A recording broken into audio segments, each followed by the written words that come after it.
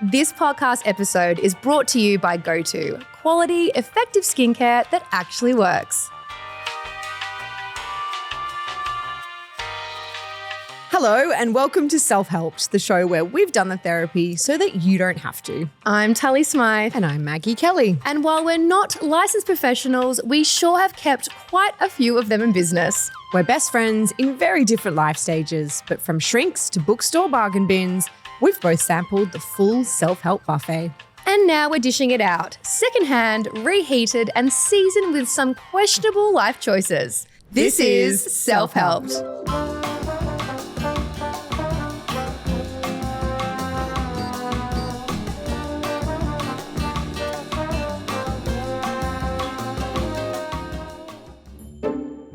Well, look what the cat dragged in. Look at the consequences of our own actions. Whose dumb idea was it to throw a launch party for the podcast the day before I record? That was yours, wasn't it? That's on me. I looked at the Google Calendar and I thought, yeah, no, that's fine. That'll work. Not only did I have to get up this morning to promote the first episode going live. How exciting. So exciting. I would say cheers to that, but I don't want to talk about alcohol right now. Well, I don't want to think about alcohol right now. I did see on your stories you were sucking on a Macca's cup. Was that a fresh cup from this morning's order or your last night's order? That was from last night. Wow. Well, I woke up with a sore wrist, and that's because I apparently got a tattoo last night. Girl, we both got a tattoo last night. What do cherries mean to me in my life? Couldn't tell you. Hot. Apparently it's there forever. I got 3 martini olives. But you can't. Just another reminder of what I did last night. You don't have to look at that every day. This is for life. Someone's got to look at that every day. You know what you said to me yesterday when we were at the party? You're like, I don't want to get anything where if I'm walking down the aisle, you can see the tattoo. And that's now what I'm thinking. Yeah, but Mags, you've already walked down the aisle. With lots of bad tattoos. Which is a great segue to bring us to today's episode. Shall we do it? Yeah, let's get our shit together. Let's derobe. And we're back. Had a sip of water, feeling better, ready to get started. How are you feeling, Tal? I'm feeling good. I'm wearing my Taylor Swift t-shirt. You haven't noticed it yet, but today's also a big day for the podcast and for Swifties. I don't know if this is a popular thing for me to say, but I am not a Swiftie. You know this. Mm-hmm. Don't come for me. But the Taylor Swift news is happening this morning. Yeah. New album, is that what's going on? Yeah, her 12th album that she made whilst doing a ginormous world tour. Don't get me started because we could be here quite literally all day. This is not a Taylor Swift fan podcast. Not yet, anyway. Yet. Well, we're going to get started. Segment 1, back on the couch. On the couch is our weekly segment where one of us books an appointment. And the other plays therapist, armed with the golden nuggets we've collected over the years of therapy, couples counselling, kinesiologists, psychics, you name it, we've tried it. Again, this is basically just knockoff drinks with Tully and I, just with microphones. Please don't say drinks again. Mags, you, my darling, are up today. So please take a seat. I'll go grab some tissues because therapy is now in session. So Mags, it is your turn on my proverbial therapist couch. What's brought you here today? Do you know, today is actually one of my favorite topics. Today we are talking about starting over. Yeah. And I think it's the elephant in the room. Anyone that knows my story or, follows me online will know that in the last few years, I have started over in a big way. You sure have. I have. So a bit of context on my starting over. 2 years ago, I got married and then I got divorced in the space of 5 months. So my partner and I are together for 5 years. We had a huge wedding. Tully was my beautiful bridesmaid. I was there. I mean, I was the last bridesmaid, but that's fine. The last bridesmaid? Yeah, there's definitely a hierarchy with the bridesmaid order, but that's okay. Really? I've let it go. Okay. It clearly hasn't bothered me. Side quest. We'll have to figure that one out. Got married. 5 months later, the marriage was over. And around this time, everything fell apart. We decided to move back to Melbourne, my ex-husband and I, with our child. So we moved back to Melbourne. I had no family here. I had a very little toddler. I lost my job. I had just walked out on a marriage. That was rock bottom. That was my rock bottom. And what I learned in the years since then was this magical power of starting over. So today we're going to duck in a little bit to the sad stuff, a little bit into the divorce, but we're also going to talk a lot about starting over. Yeah, and it's a topic that I can obviously also relate to. I've also had to start over once upon a time, way back in 2014, right after I blew my life up on national television. So for people that maybe didn't watch Big Brother, can you tell us very briefly? I was really hoping to not have to do that and to just skip right across it, Maggie. See, we're both really comfortable talking about our trauma. I'm like, oh no, not me, you. Yeah, so if you are a new listener, in 2013, I went on a show called Big Brother and I entered the house in a relationship with a woman of 2 years. And put simply, I fell in love in the house with a man. And that played out for the whole country to see, for my ex to see. And it was pretty traumatic and I hurt a lot of people. And when I came out, I came home to an empty house. She'd moved out, she'd taken the furniture and she'd taken the dog. And I also lost a lot of friends in the process. And that's not even starting on the online trolling and vitriol and, you know, I was publicly hung up to dry. So I've also hit rock bottom. You have, girl. We did it together. But you know what? There is something so liberating about hitting rock bottom. It's freeing in a way that you can't possibly understand until you are there in the depths of hell in that black hole. First and foremost, the only way is up. Yeah. Like, when you think about it, when you were at your lowest of lows. Yes. Do you think you know that though? Like, no. I was thinking about this when we were preparing for the episode today. And when I was in rock bottom, I don't think I knew that that was the lowest I could get. I think so many bad things happened in such quick succession that I was like, what now? Is my house going to burn down? Like, you had so many things happen to you that would be anybody's rock bottom alone. Right. Like, I'm an overachiever. If I'm going to go down, I'm going to go down hard. Balls to the wall. Burn it down. Like a divorce would be enough for somebody to hit rock bottom. Yeah. Losing your job, that's one of the most stressful things that can happen to you. A move, like all of these combined, if there was like boss level rock bottom, like the final boss level, like you beat the boss. I would be sitting there in my crown in like a pile of rubble going, I won. Yeah. Me. You really did. Yeah. Okay, Max. So I'm going to start you off with a few questions. Okay. As your long-term best friend and bridesmaid, nobody was more shocked. Last bridesmaid, sorry. The last bridesmaid on the very end. I'm actually not in a lot of the photos. Anyway, no one was more shocked than me to hear that only 5 months after that big, beautiful wedding, you thought you might be done. Can you take us back to the moment when you realized that your marriage wasn't going to last? Like, what was the turning point for you? So there wasn't one specific moment. I think when I look back on that period, there was no cheating. There was no incident.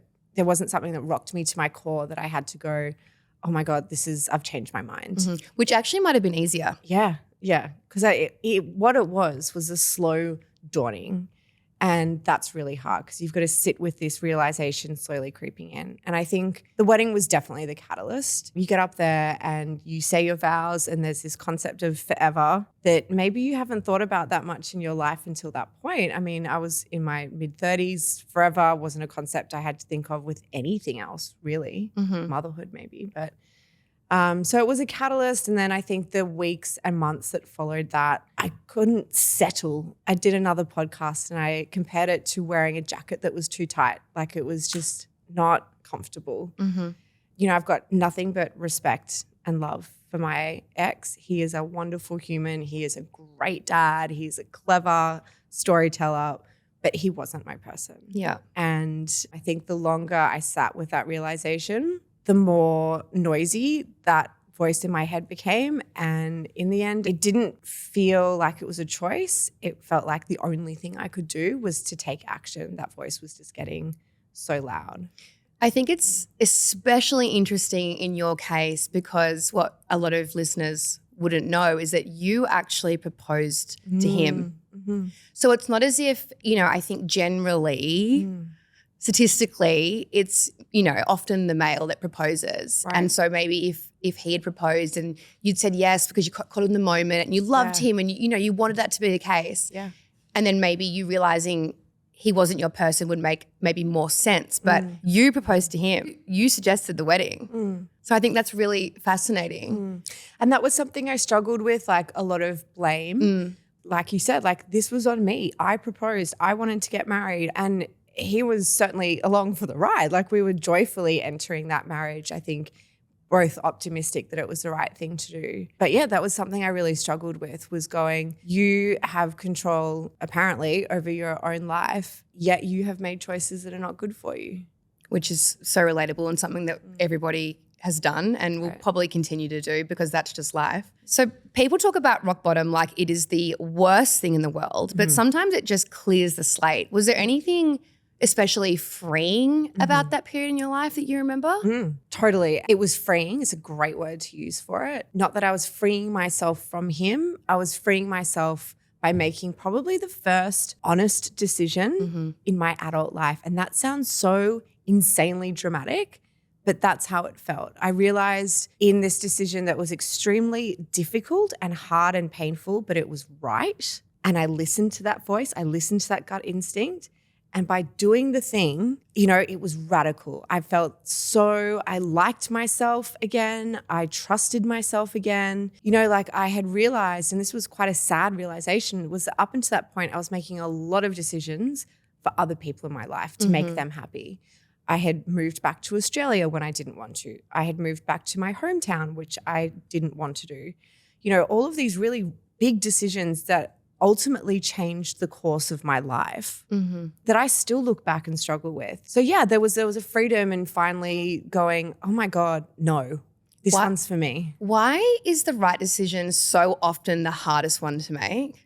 I don't know. Sometimes the right decision is the easiest one to make, like I think we remember the hard ones more because it takes courage and bravery and you've got to dig down. It's like I just remember the morning that I was going to talk to my ex and I felt like I was at the bottom of this big mountain, right? And looking up going, I know this journey ahead is going to be huge, but there's no way through this than up and over the mountain. Yeah. And you just do it. You just climb and eventually get to the other side. I'm trying really hard not to start singing Miley Cyrus's The Climb. I won't do that to you.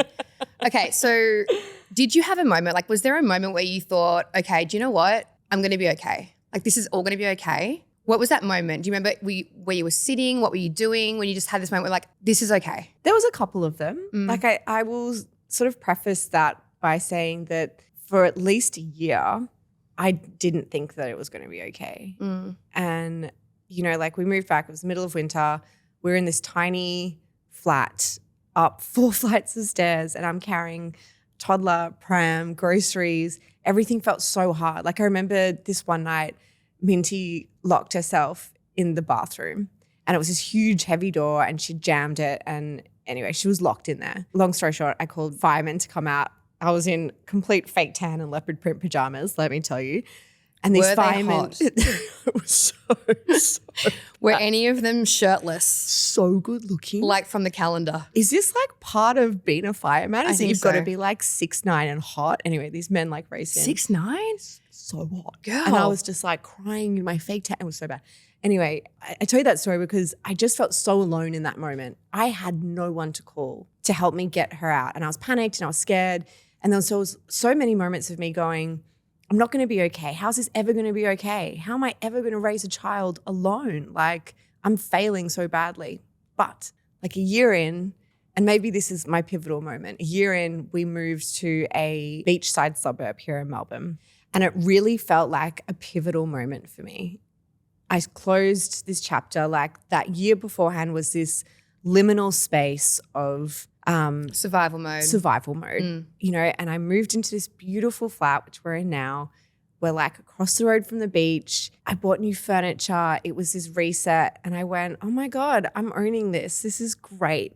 I'm so happy here. Yeah. Even as your friend, that was a huge turning point. It was obvious from the outside that move and that community that you built with these other amazing mums, some of them single, but just the real community feel of where you're living right now is so special. And I really watched you blossom into that space. And it made me feel relieved because I was worried about you for a second there. It's really hard to watch someone you love go through so much change in such a short period of time. But as soon as you moved into that new place, it was like, okay, she's going to be fine. She's okay. She's home, you know? It's exactly how it felt. And like, I'm not woo-woo. I'm not into manifesting and all this stuff. But I did feel like by making this brave choice, I called in this stuff. Like, you know, this concept of being in the flow when people are like, when you're in a life flow, things just come to you and it works and it's easy. And that's what it felt like. It felt like I'd unblocked something, you know. You've gotten the hair out the drain. Yeah. As someone with very short bleached hair, not really a problem in my household. Oh, but over to mine. Ned sheds more than the dog. But yeah, I mean, I kind of want to throw something back to you. When you are watching someone starting over or hitting that rock bottom and, you know, building themselves back up, what did you feel? Because you can't do anything. You just have to let someone go through it, right? Yeah, and I did feel a bit helpless in that regard. I could sense you coming back to Melbourne and really feeling the urge to grab onto something familiar. Oh my God, Tull, it's like, it's crazy you use that because I compare that time to feeling like I had jumped out of an airplane backwards and I was falling and I was just grabbing for something. And it was like it was dating, it was new jobs, like just anything I could like ground myself with. I felt like I was falling. Isn't that ironic that you were looking for things to ground you and what really ended up grounding you was this beautiful beachside community? And it really is a community. Like you call it the crab shack. I call it a commune. Potato. If you could go back to 2022 and give Maggie a pep talk, what would you say to her? We'd have to start with my wardrobe probably. That was a weird time. Do you remember some of those outfits were like, well, okay. Babe, I've seen you wear everything from Hessian sacks to berets. It was really giving like newly divorced mom. It was a lot of stilettos. In all seriousness though, like I thought about this one and I think that there was so much going on, so much advice I would want to give myself at that time. But I think name the grief, right? Like I think I was running from that feeling and refusing to surrender to the grief when really what you have to do is look at it dead in the eye, recognize it, name it, hold it, nurture it. Grief is a task. There is work you have to do to befriend it. And I think, you know, there was a lot of physicality to that. You need to sleep. You need to eat good food. Move your body. Like, and I think unless you have a relationship with grief, you can't start to figure out how to work with it rather than against it. So yeah, like surrender to it, really. Grief is such an interesting word for you to use because when you pull it apart, you were grieving so much in that time, right? You were grieving the relationship. Yeah. You were grieving probably the life that you had imagined for yourself. Yes. And often that's the hardest thing to part with when you have all these dreams and visions in your head that you have to go, okay, it's not going to look like that. I'm not going to be going to the park with my husband and my child. It'd be me by myself. You're grieving the loss of a life that you'd always imagined. And that can sometimes be the most painful part, I think. But you're also grieving loss of your home. You're just grieving so many different aspects. Right. And if you don't look it dead in the eye and call it what it is, it will literally drown you. Like you will drown from the grief. Yeah. You have to learn to just doggy paddle out. Yeah, true. And, you know, I think there's actually even a more powerful way to sit with it. When you look your grief in the eye and you befriend it, you work with it. And this is what we're talking about. There is such magic in it. When you depart from everything that you thought you were and had and were going to have, you get a fresh start. And that's unbelievable. Well, I think that makes perfect sense because as the saying goes, better the devil you know, right? So you'd rather make friends with grief than try and argue and fight and army wrestle your way through it. And I think, you know, that was ultimately a lesson that bled out into many other parts of my life, into my career, my friendships, even my relationship with my body. It was like, stop fighting what's real and there and unavoidable. There was no amount of wishing that was going to give me back this life that I thought I was going to have. And I mean, this is something you understand, but both of us had parents get sick at quite a young age. And that was a different grief, but similar in the sense that you have to release what could have been and start to appreciate what you've got instead, you know? Touching on that, can I ask you a question that's not in our notes and we can cut it out if you don't want to answer it? Do you think having a sick parent played a part in you pushing through with the wedding? Did you want to give your dad the wedding that you thought he wanted? Did you want to have this beautiful, nice moment? Did that play a part at all? Yeah. Yeah, absolutely. I think that I felt the pressure, and you know, listeners won't know this, but my dad has Parkinson's disease. So he struggles to walk, and I wanted him to be able to walk me down the aisle before he couldn't. And he did. He did a great job. Yeah, and you can't take away from that memory. No way. Like I had a friend message me on the way here and he's just broken up with his boyfriend. He goes, it feels like such a waste and, you know, what a waste of 5 years. And I said, there is no wasted moments. These are just like little jewels that you take with you.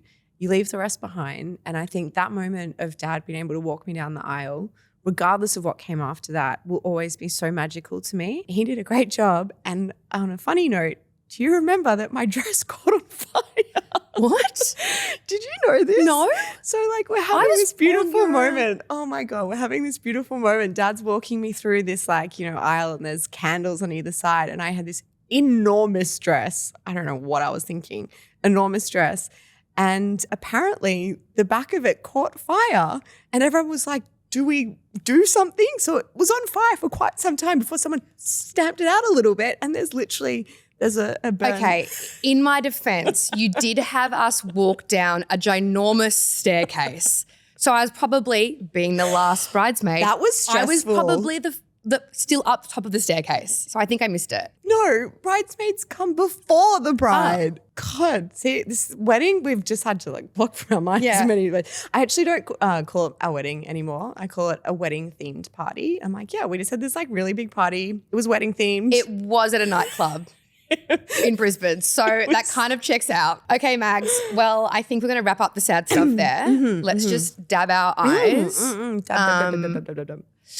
Okay, so 2 years on, what has been the biggest shift in yourself that you've noticed? I kind of touched on it already, but I think I like myself now. I trust myself now. And this sounds so awful, but I was really proud of myself for listening and making a decision that felt right for me and for my kid and for my ex. And yeah, like I trust myself, and I think that felt like a huge change in me as a person, because I really moved through the world as quite an uncertain person before that. And I think you would probably agree. Like I needed a lot of validation from other people. I always tried to dress in a certain way. Since this, like I've totally just been able to explore who I am with such freedom. Yeah, I like myself. Well, I love you. Oh, On that note, I have some therapy notes for you. Lordy. All right, let's do the thing. Firstly, I'm so proud of you for sharing that. And that's all I'm going to say before I get teary again. We're too fragile for this today. Does someone have an old Macca's coat that I can We're sip on? too hungover for this topic. We should have changed it. Okay, I have some notes for you, my darling. Okay. When you said, I realized I'd spent my whole life making these huge decisions based on what other people wanted and other people's happiness.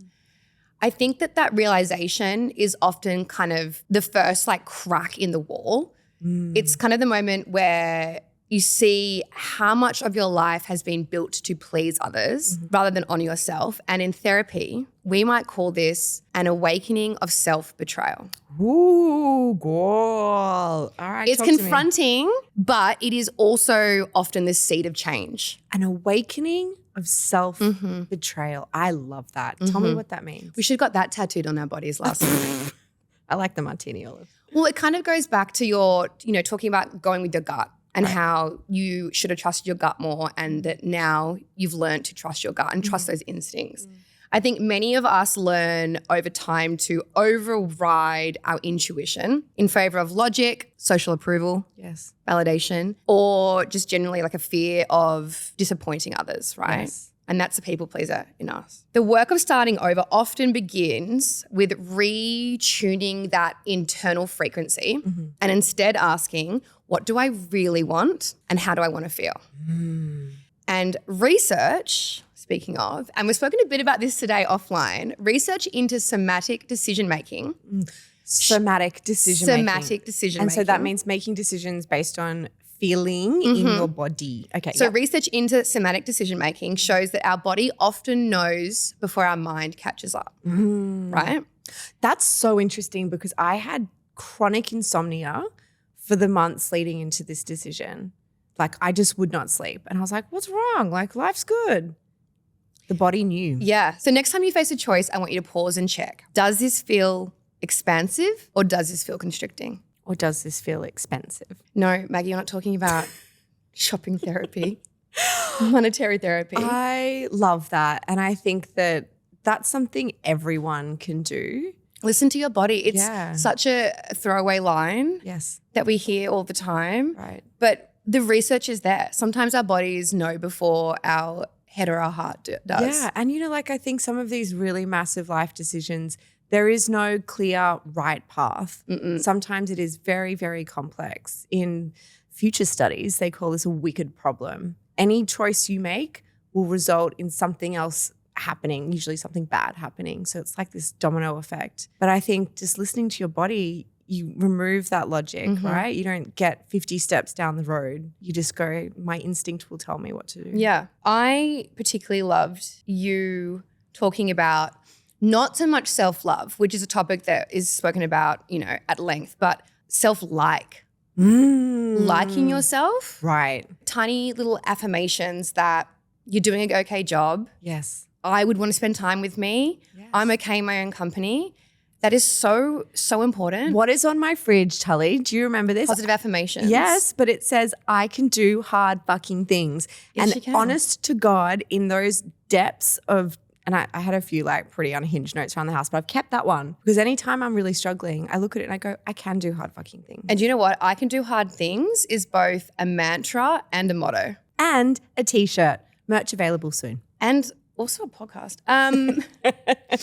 I love that advice. And before we move on from your notes, Tull, I want to kind of throw back to you with your Big Brother experience. There was a quote that I wrote down. You're not the only person with quotes around here. Rock bottom teaches you the things comfort never could. And I really love that because I don't think you would be who you are today if you hadn't had to go through what you went through. Yeah. I'm grateful for that time. I've got no regrets. I think that every rock bottom that we hit, and I think that you do hit multiple. Yeah. Yes. And we that's a great call out, actually. Rock bottom won't just happen once in your life. No, unfortunately, it's not a one-time, one-off destination. No. We've got a bus pass. We're there as often as we can. I got a year pass. I can go as many times as I like. It's vacation during the summer. Yeah. Look, I think that starting over is rarely about reinventing yourself from scratch. It's about peeling back the layers that never belonged to you in the first place. Your work now, Maggie. Oh, okay, we've got homework. Is to choose from instinct, like yourself loudly, and wear your failures like proof that you dared to try. If you're listening to this podcast now, having just left a long-term relationship, maybe your marriage is over or you've packed up your belongings in a little handkerchief and a stick, Blinky Bill style, and have moved to a new city. We want you to write a closure letter that you'll never send. Please don't send it. We might have legal action. What you're going to do is address it to the person, the place, or the version of yourself that you've left behind.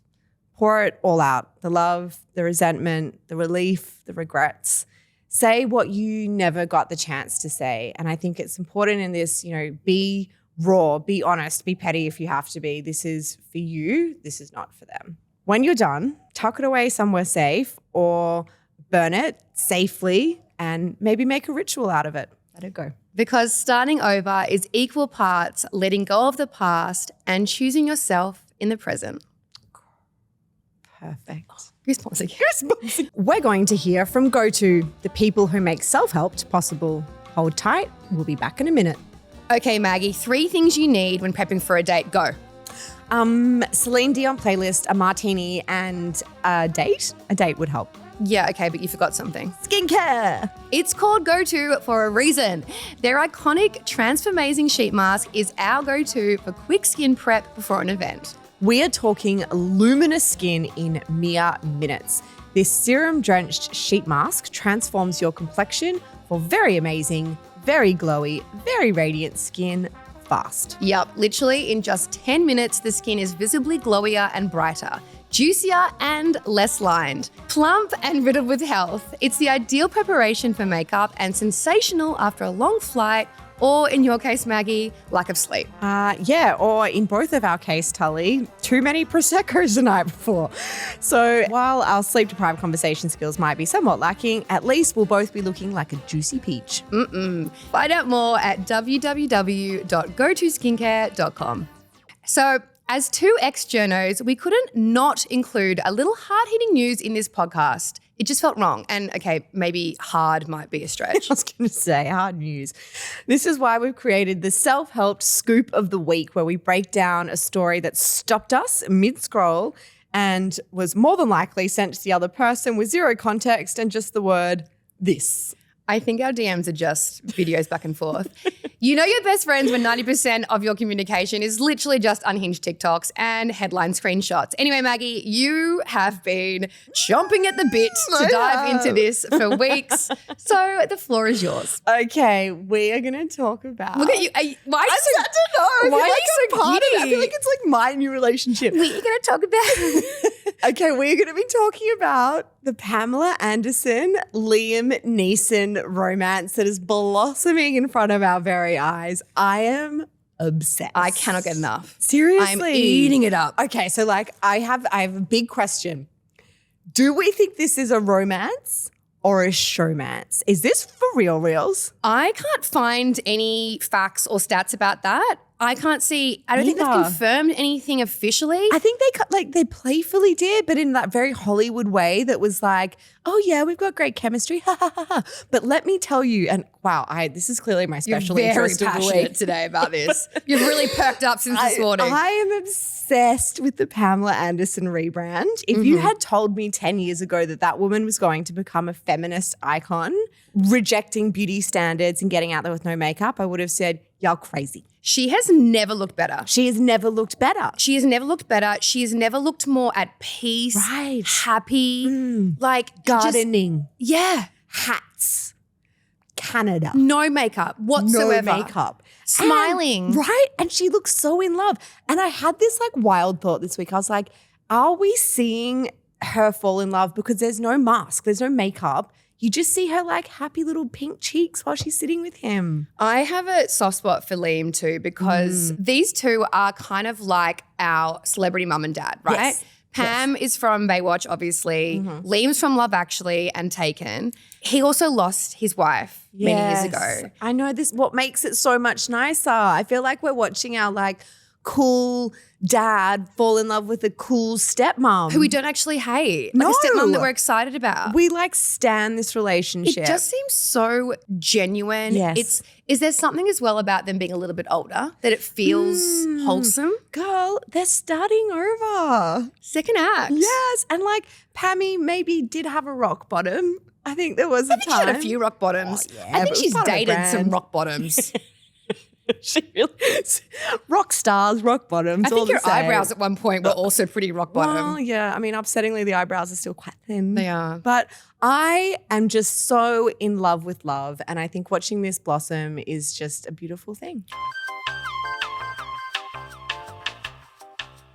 This week, we are flipping the script with our brand new segment called Shitty Self-Help Tip of the Week. You know, those recycled cliches you've been hearing since the dawn of oat milk. The kind of tips that go in one ear and out the other, or worse, make you so mad you need a whole podcast segment for it. All right, Maggie, I'm up first. And you actually touched on it earlier. You mentioned it earlier and I was like, no, wait, don't go into that. That's for later. Manifesting. And I am woo-woo. I'm more woo-woo than you are. I have sage at home. I have crystals. I have angel cards. Yeah. I almost got angel numbers tattooed on me last night. I was this close, but I thought, you're a bit old. Glad you went with the cherries. Yeah, it's so much more mature and age appropriate. Look, luck and magic are two very different things. So true. Saying your goals out loud, we know, can genuinely create neurological pathways that help you make them happen. We know this. But manifesting, like it's some kind of cosmic fairy dust Uber Eats. Yes. No. And I think like luck has some hand in success, But yeah, you can't manifest luck. That's just not a thing. No, I'm not into manifesting. I think that's a completely made up fabrication and you can fight me on it. Love it. Shitty self-help of the week. That's great. I agree with you on manifesting. What's yours? Okay, so this one I hate so much. So mine is the concept of people having a 5 to 9 before their 9 to 5. Absolutely not. So if you don't know what this is, people talk about their 9 to 5, their job, and they post about their morning routine, which they call their 5 to 9 before their 9 to 5. Sorry. Sometimes I haven't even gotten to bed till 4, not because I'm partying, because like I'm on TikTok doom scrolling like that. And I'm an insomniac. But it's like, you want me to get up, go to work, do a job all day. But prior to that, I'm expected to be doing an ice bath and a gourmet breakfast with egg whites and journaling. Who has the time? Not people with toddlers, that's for damn sure. I don't even have a kid and I don't have the time. Anyway, I'm calling it out. We do not need a 5 to 9 before our 9 to 5. We just need to get through Too the much 9 to stuff. 5. Too much stuff. Not enough sleep. All right, babes, we'd love to keep chatting, but sadly our time is up for today. Will that be cash or card? Well, lucky for you, Self-Helped is all about free advice from 2 women who spent a lot of money on theirs. What? Every week we'll be inviting you to pull up a chair and let us spill the tea on what we've learned, not just from therapy, but from the roller coaster of life. The wins, the mess, and the surprisingly sound advice we've gotten from strange women in nightclub bathrooms at 2 a.m. We're here for each other and hopefully for you too. If you like what you've heard, hit subscribe, leave us a glowing review, and follow us on Instagram at selfhelpedpod. Validation is our love language. We'll be back in your ears every Thursday wherever you listen to your podcasts. Thank you for tuning in to Self-Helped. We'll see you at your next appointment. Do not be late. This podcast episode was brought to you by GoTo, undeniably effective, effortless skincare. Find out more at gotoskincare.com.